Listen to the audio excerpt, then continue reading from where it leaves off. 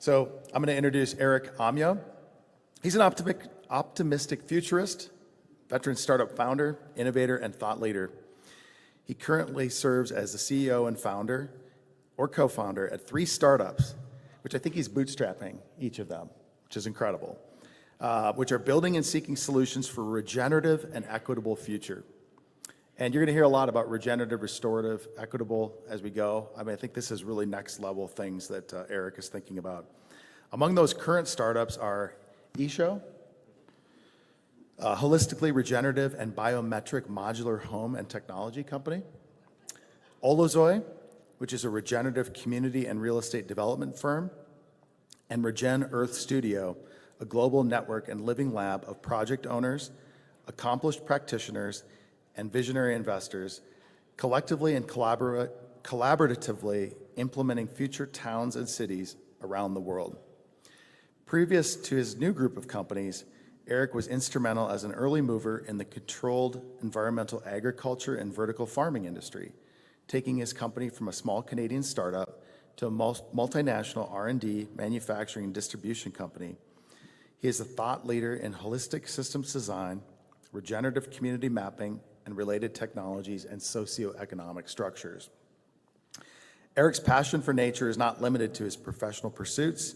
He finds solace communing with trees and being reminded of his purpose atop mountain summits, symbolizing his unwavering commitment to pushing boundaries and reaching new heights. Please join me in welcoming Eric Amyot.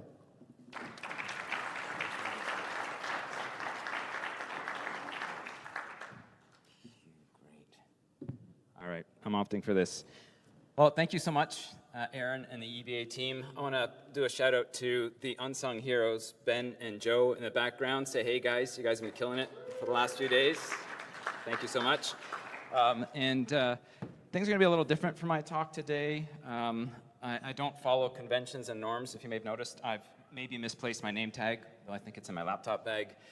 My shoes are untied, and my suit's somewhere in Canada. So it's going to be a little different today. I'd actually like to propose that we all lose my cue. Just a second, guys. Okay. All right. I'm wondering if you guys could, you've been sitting a lot, so I'm wondering if you guys could maybe stand up and join me in celebrating Canada's French national anthem.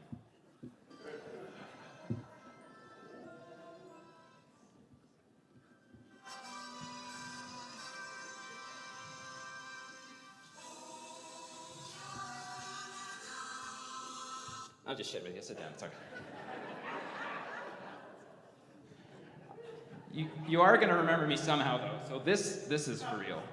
That wasn't. So because I'm a short, bald Canadian guy with a beard, I'm going to do this. So you might not remember a thing that I say, but you're going to remember that the weird Canadian guy that played the French Canadian anthem took his shoes off on stage and walked around in a t-shirt without his name tag. My pants are on, though, thank God. All right, so first of all, I'm here to essentially share my journey with you guys. I think I promise, there are 0 acronyms in my presentation today. I don't know about y'all, but yes, thank you. I've had enough of those for now, though I love all of you. It's fantastic. So I've come here to share a perspective and a belief that we all have superpowers. Ben, Joe, am I doing all right with walking around? They told me to not walk around a lot. We good? He's not throwing anything at me. Okay, so the reason I'm bringing that up is because I think it's the unsung heroes and the voiceless people in the background that offer the most and who deserve most of the credit as well.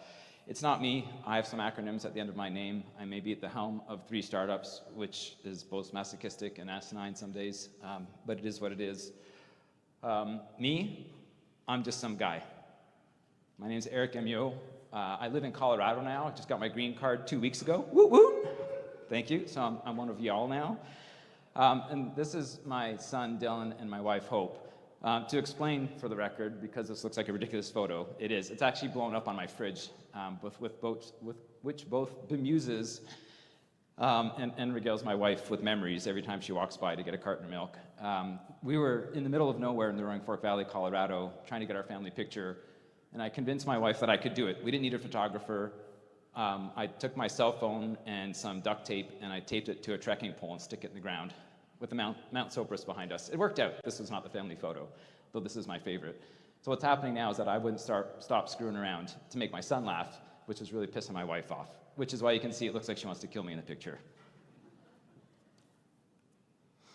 So, who am I? I'm just a guy. All these things listed on the screen, I am none of them, for the record. Not a scientist, not an engineer, not an architect, not an investor, not a politician. You get the point. I'm somebody who has a vision.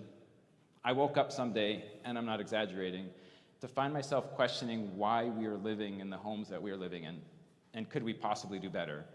And that started me down several deep, deep rabbit holes that I'm still trying to clamber out of. If I had to say I had a superpower, it might be this: societal insouciance. I didn't know what that meant until 12 hours ago, for the record.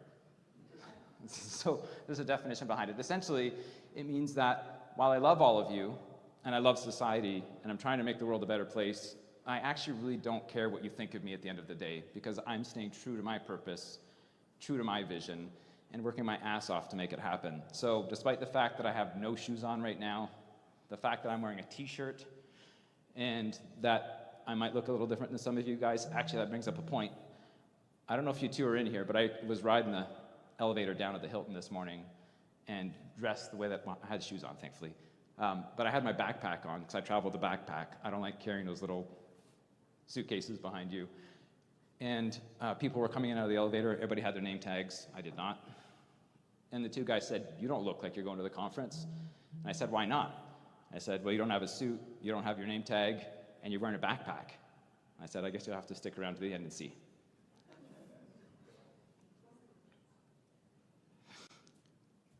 So part of the benefits of not really caring what others think of you at the end of the day, don't get me wrong, I like to be amicable. I like amiable situations. I like friends and family. I like to share laughs and have adventures and outdoors. But what I really don't like is people telling me something's not possible. And as this states, if somebody tells me that, whatever it is, I actually have a bad habit of doing this, I'm just gonna go out and try and prove them wrong.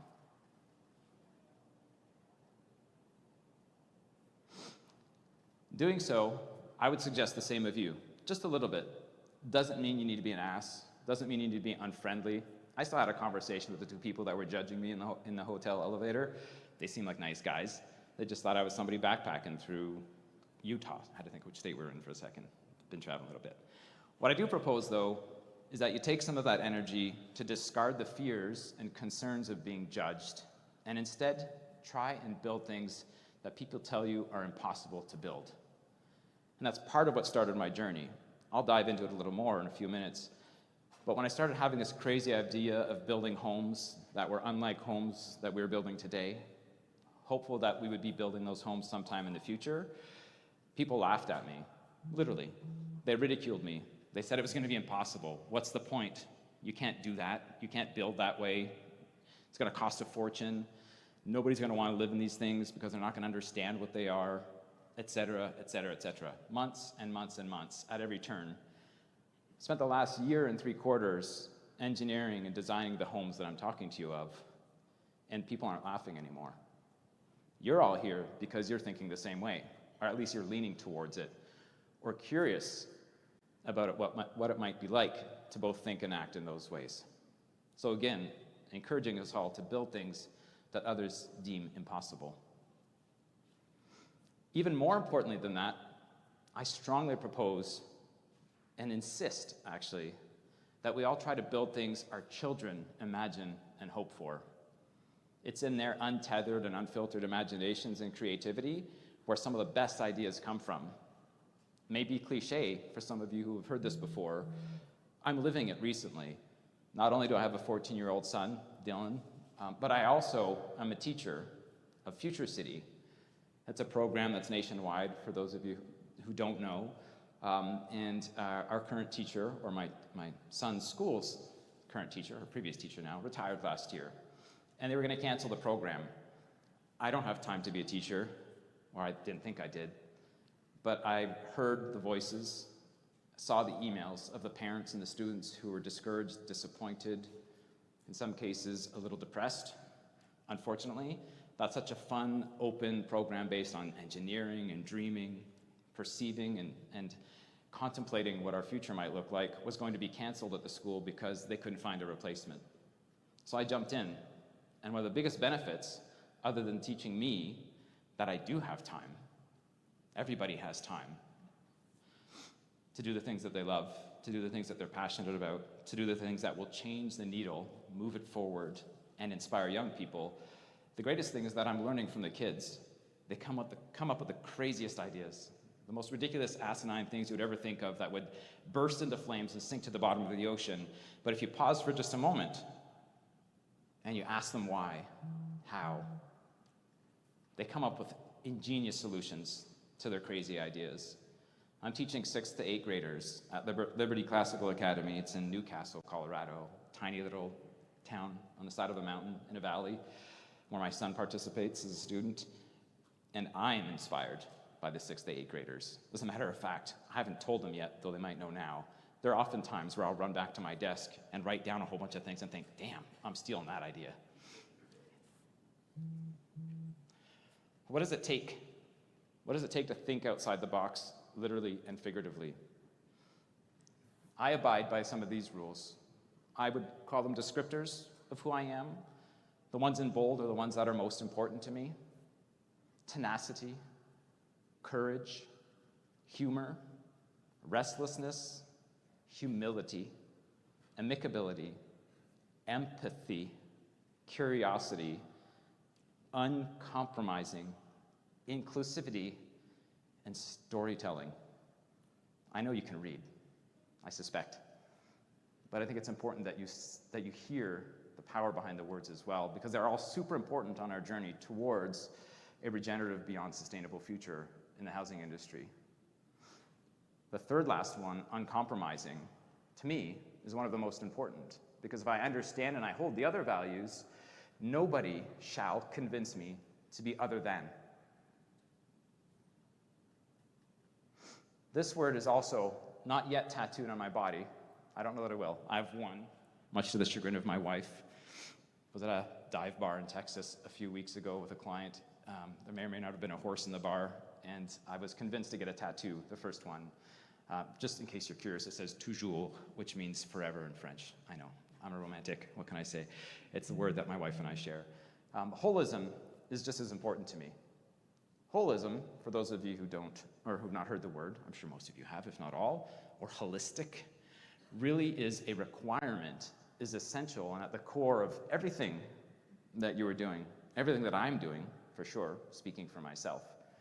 Having a holistic approach or perspective, looking at everything through the lens of holism, is essentially ensuring that we're not missing any of the pieces. I don't mean a 2x4 or OSB board or some conduit or a bat of insulation. I mean what's happening around the job, your team, the planet, the people who live within the home, and the land upon which the home sits. At this point in our planetary's projection, I'm not going to get into the doomsaying and environmental crisis, etc. That's another conversation. Regardless, it appears that through practice at the group of companies that I've created, approaching things always through the lens of holism is giving us some revolutionary perspectives of where we should be today and tomorrow. So these are 3 companies that I'm in the midst of launching. I'll remind you that I have no experience, not in your industry. I do now, I guess. I got thrust into it when I started asking really silly questions and then challenging myself to participate. Issho, the Regener Studio, and Olazoi. For the record, issho is a Japanese word meaning together. Olazoi, if there are any Greek people in the room, might recognize the word. It's actually supposed to be 3 words, olii zoi, which means the whole life in Greek. And the Regener Studio, self-explanatory. Actually, I'll go back for a second. The reason why there are 3, for the record, is because when I started one, issho, I realized that it required support immediately to accelerate the adoption curve of the technologies that we're building in the housing industry, because people didn't speak the language yet. This is only a year and 3/4 ago, a year and a half ago. We would talk to a B2B client, show them our plans, share our intentions, our mission and vision, and they'd say, that's great, that's the infrastructure. Do you know anybody who can actually implement the infrastructure in a development perspective without messing it up along the way? And the reality is that I couldn't find anybody in the global market. I found one since, and we're partnering. So I started Olazoi, a real estate development firm. And then the demand for Olazoi services, in terms of looking at real estate development at a city scale globally, became evidently in need. We had hit our stride, things were clicking. It was a validating point that people were starting to have the conversation of, can we do more and care more? And because we hit a pipeline and a stride so quickly, I realized that we needed to actually build a community around us, a global community that would help us to accelerate that adoption curve. And we built the Regenerative Studio. And I'll get into what they are here in just a second. So issho is essentially a regenerative modular housing system. I won't read through all of this. Essentially think a home that requires no on-site construction, a home that requires 0 utility inputs or outputs, no sewer, no septic, no water, no energy, a home that grows food for its inhabitants, not just kale or lettuce, but the micro and macronutrient requirements for that family, ensuring survivability should they be cut off from their food source, a home that only collects but creates potable water, a home that eliminates human waste in the bathroom and the kitchen, and a home that has explored and continues to explore its LCA.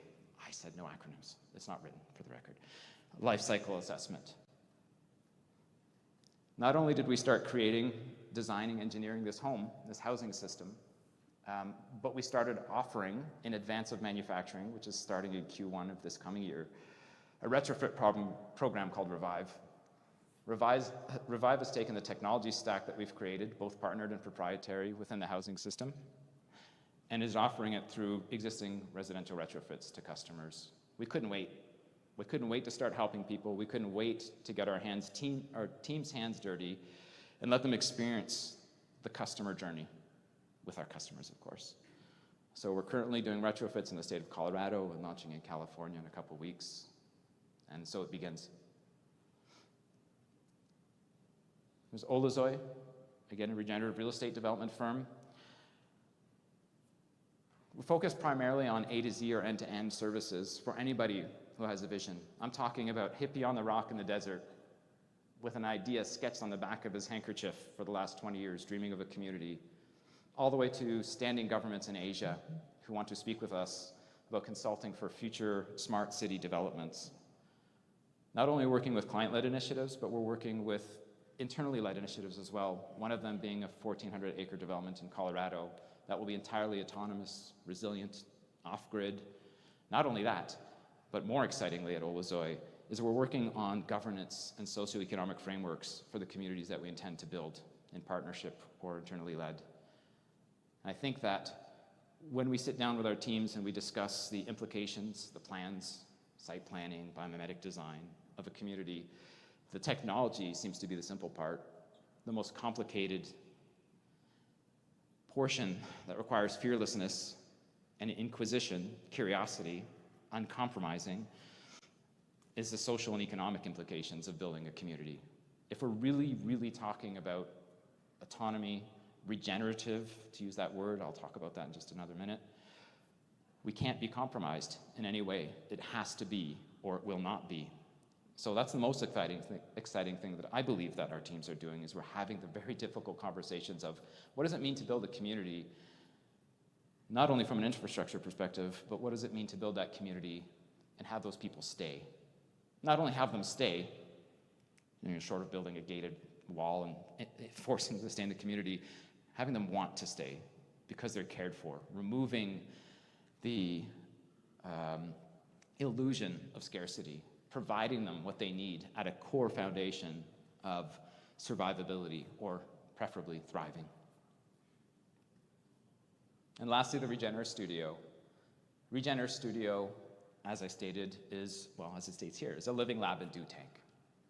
I like to use the word do tank because it implies that we're taking action. It's not a think tank. There's no room for contemplation. I think we all are aware that we need to make changes, and we need to make them quickly. I think that we all can agree at this point that what we've been doing the last 150 to 250 years in terms of developing our cities and towns, even our residential homes, has not been adequate. It's why you're all here. I've been into the conversations or in the sessions listening, typically in the back of the room. We all seem to have an interest in moving things forward and being sustainable. Again, I would challenge us to be beyond sustainable. So the Regener Studios is a couple things. It's a physical and virtual space, a 24/7 online hub with global practitioners, a place for people to come together and discuss the conversation around actual projects. So not a place to just come. There's no panel discussions. There's no me, keynote speaker. We're done with that. It's a place to come and take action. So the Regener Studio brings three people together, three tiers or groups of people together. The project and property owners, people with a dream of building something, again, whether they be an individual, an NGO, a hospitality group, or a government. And it surrounds them with experienced practitioners who all speak the same language, a language of uncompromising plans towards regeneration.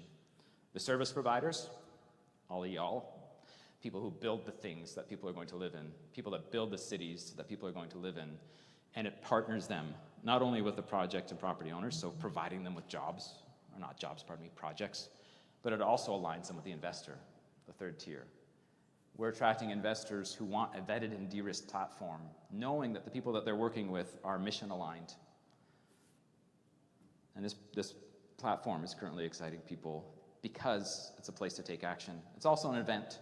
Convergence 1, not listed here, but on our website, will be our first in-person event, a hybrid event actually, so people can plug in remotely as well. A place where people can come together to enact, to implement upon this. Right now we have just over 20 global organizations and 100 RSVPs for the first event in Colorado Springs, Colorado.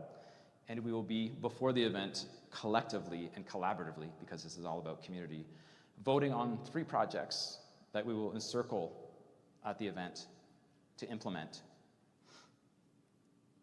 So why?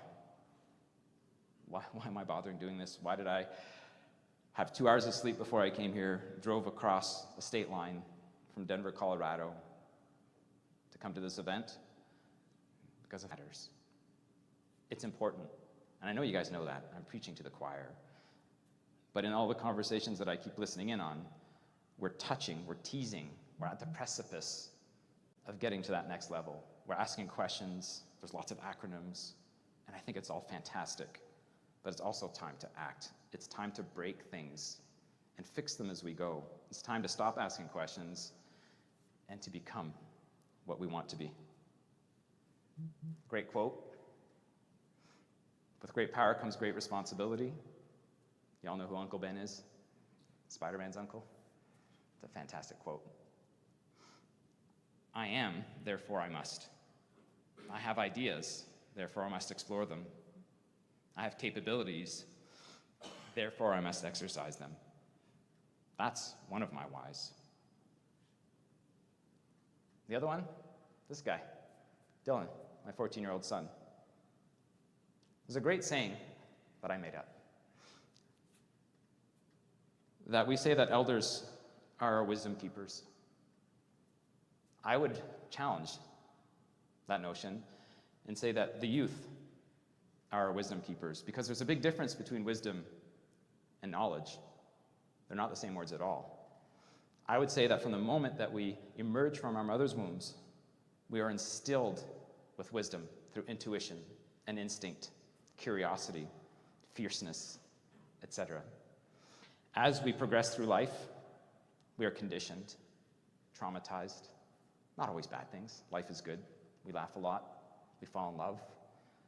But that conditioning and that time erodes our wisdom slowly and replaces it with knowledge and experience, equally great. And there's a loop that closes them together when we find purpose. I believe that the youth are our future. That's my second why, because I don't want my son to be walking around knee-deep in water in the state of Colorado. Our home almost burnt down 2 weeks ago. Small fire on the side of the mountain. The community got evacuated. We sat in a parking lot for the day, wondering if our home would be safe. Again, I'm not here to be an alarmist, talk about climate change and global warming. I don't care what you prescribe to. I don't know what I prescribe to be honest with you, but something's shifting. The fire was 250 feet from my front door, closer to my neighbor's house. It started in their backyard. My son cried in the parking lot, 14 years old. He's bigger than I am, he's taller. And to see him sitting in the back of our car crying because he's worried about the things that he owns, about maybe not having a home to go back to, seemed so at once surreal and insignificant. I figured we'd be fine. The fire department got there quickly. The helicopters were dropping water on the fire. It was exciting and dramatic. Our neighbors were all circled in the parking lot talking about what they were going to have for dinner that night, assuming we'd go back to our home safely. But Dylan didn't know. He's my second why. The rest, you guys know the stories. Endangered species, species at risk, extinct species. I don't know where we're going to wind up. I don't have a crystal ball. I just know to ignore the things that are in front of me, to ignore the things, more importantly, that those others in my community are concerned about: biodiversity loss, rising climate, rising waters. We need to pay attention. We should at least consider it, right? I'm not here to save the California condor. It's kind of a funny-looking bird, if you ask me, but it has significance. And if not to me, it has significance to somebody else. The people before me who use it for way of navigation, finding food, finding water. It's a keystone species, and it's at risk. It's coming back. I'm happy. I'm not a doomsayer again. But I can't ignore the fact that there are other people in my community. I don't mean my backyard. I don't know anyone in my backyard that cares about the California condor. But you're my people. We're on this planet together. And if one of you out there cares about the California condor because it means something to you, or to your grandmother, or to the generation before her, I care. Duogong, Florida manatee, what a weird animal. I've seen them before, Gulf of Mexico. So bizarre, I don't understand them. Kind of funny looking, looks like a big ball of Play-Doh. But it's important. It grazes at the bottom of the riverways and the mangroves. It helps. We should care. Sustainable is not enough. I know you know. The word's being said now. There's a new sustainable in town, the new kid, regenerative. What does it mean? Again, a challenge. No call to action right now. You don't need to come up here and give me a hug, it's okay. But we can do better than sustainable. After all, what do they mean? Just the word. It's funny, I use regenerative because I'm trying to be at the front of this. I'm trying to figure it out. I don't know shit. I hire smart people that know a lot more than I do. They know a little bit. We're still figuring it out. We have meetings once every 1.5 months to discuss the word regenerative because people challenge it all the time. What does it mean? You can't be regenerative. It doesn't make any sense. It's coming.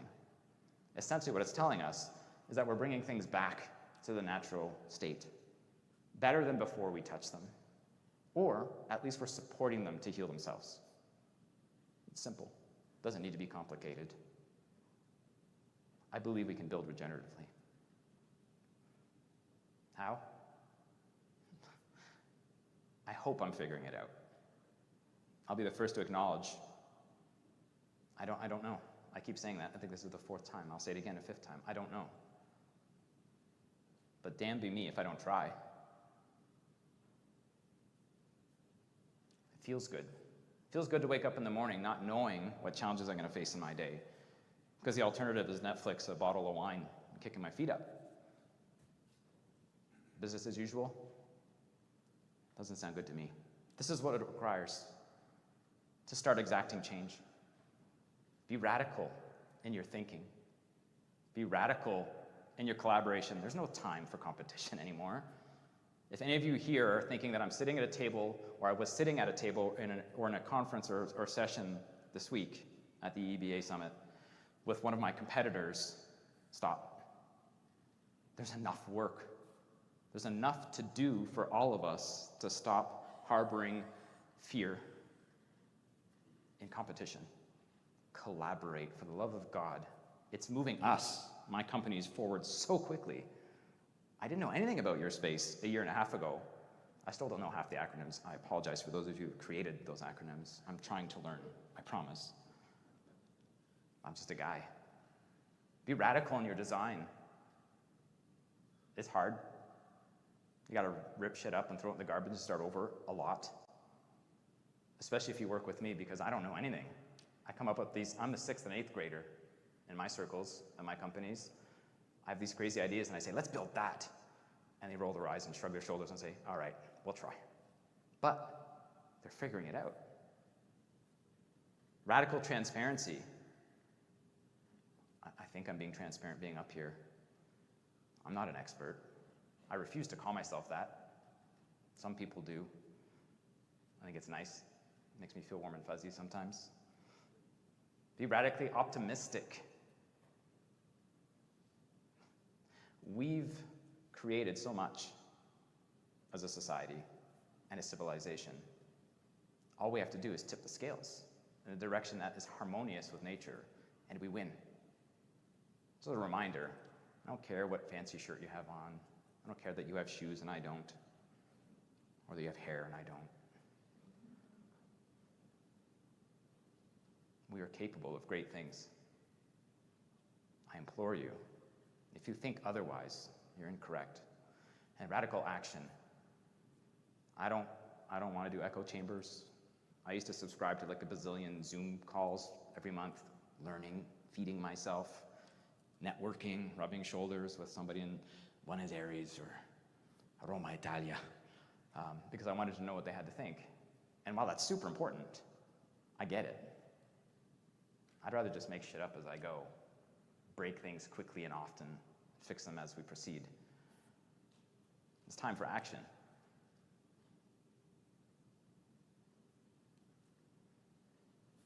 These words are also important. Holistic, we mentioned that one. Biomimetic or biomimicry, emulating nature, nature-based solutions, looking to nature for inspiration, design processes, implementation, Gaia, Mother Earth, la Terre, the planet, whatever word you use. She does it infinitely better than we ever will, until we emulate her, and then we win. Regenerative. We're seeing it already. My company, or one of them, is on the precipice of it, with our first release coming soon, a regenerative housing system. It creates more than it extracts. Actually, it doesn't extract anything. It doesn't need anything. It needs a gentle place to sit off the ground. We don't even have slabs and foundation requirements for our homes because we want energy, water, air, flora, fauna to move freely. We can, therefore we should. Makes sense to me. And accessibility. This is an interesting topic of conversation. Because we're in the real estate dev space at Olazoi, we have lots of conversations about affordability. What do you think about deed restricted? I think it sucks. It's stupid. I know way more than enough people that I can count on both my hands and feet. I still have 10 toes and 10 fingers who have all been removed from their deed restricted housing because they broke the rules. And the rules are getting stricter because the stakeholders want to retain their assets. Right? So you give access to somebody who lives in a zip code, but tell them don't work outside your zip code or you're out. You give access to somebody who has a family, but tell them don't hand your home down to your kids because you're not allowed to. The list goes on and on. The majority of what we're using to implement affordability in the housing world right now is flawed, or just outright sucks. Doesn't work. So we're removing the word affordability and replacing it with accessibility by creating new economic models. We won't dwell on it now.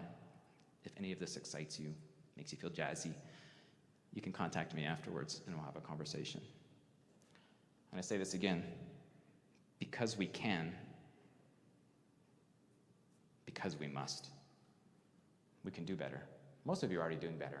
This isn't a criticism. I actually love what I'm hearing at the EEBA Summit. I think you're all beautiful, and I think we're all moving in the same direction. But to those of you who aren't there yet, to those of you who haven't figured it out yet, who are listening, you can do better. You must do better. So this is my call out. If I had a call to action today, it would be this. Those words again. I'm not saying empower you, because you don't need my empowerment. You're all capable. You managed to get here and put your pants on this morning. You're doing a great job at what you're doing. But don't compromise. Keep moving forward. Together. Collaborate. Be tenacious. Be courageous. Be humorous. For the love of God, stop taking yourself so seriously if you're one of those people. Be restless. Look at me fidgeting up here. Ben, Joe, I'm doing good, right? I'm not running around too much? All right, cool. Be humble. It's okay to say you don't know. It's okay to not be okay. It's okay to want more. It's okay to need help. Don't be a dick. Or be amicable, a nicer word. Have empathy, for God's sake. We're all figuring this out together, individually. We're all human. Be curious. What's around the next corner? I don't care if you're 8 or 88. There's something you haven't learned. There's something that hasn't made your heart swell yet. There's something, some process, some person, some experience that you haven't fallen in love with yet. There's something that you have not yet imparted on this world that you were put here to do. Even if you know your purpose. I think I know my purpose. But I'd better not stop. I'm going to skip this one. Be inclusive. I can't tell you how quickly my companies are growing because we are transparent, collaborative, and inclusive. There's too much. There's too much work for one team, for one company, for one vision. All of you are required. Learn how to tell a story. Your story, somebody else's story. It's way, way more important than you might believe it is today. And going back to this one, don't give a shit when anybody says, well, you're doing it all. You do you. Find your purpose.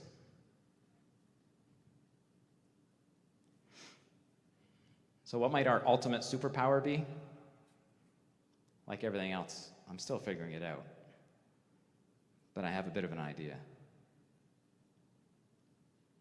Make humans a keystone species again. I'm going to read it again. Make humans a keystone species again. Every single thing that we touch, everything we interact with, particularly in the natural world, but also our communities, our families, our office, leave it better than you found it. Let people rely on you, not because the world will fall apart without you necessarily, but because it's a joy to rely on you, because you're good at what you do in every context. I had an interesting conversation with an Indigenous leader, an elder, at my last event in Boulder, Colorado, just a few days ago. And we had cumulatively an hours-long debate about the ridiculousness of my intention to make humans a keystone species again. It wasn't because technically and objectively it was impossible. He warned me that my goal stating something like this, setting the intention out into the universe, may be mired by ego, greed, and fear. Being a keystone species isn't about dominating. It's not about plowing things over to make them yours so that you then are required on that landscape. Otherwise, stuff goes to shit because you're there. It's about humility. It's about working behind the scenes. It's about caring. This is my mission. If I had just one t-shirt with one saying on it, it would be that. It's my mission. It doesn't need to be yours. You might even be playing on Facebook right now and not listening to a thing I'm saying. I don't care. But thank you all so much for coming. This is my story. If you'd like to learn more, you can scan these QR codes to contact me on LinkedIn or to schedule a call directly with my calendar. Again, I'm Eric Amyot. Thank you so much for the time and attention and energy that you give into my conversation. Thank you.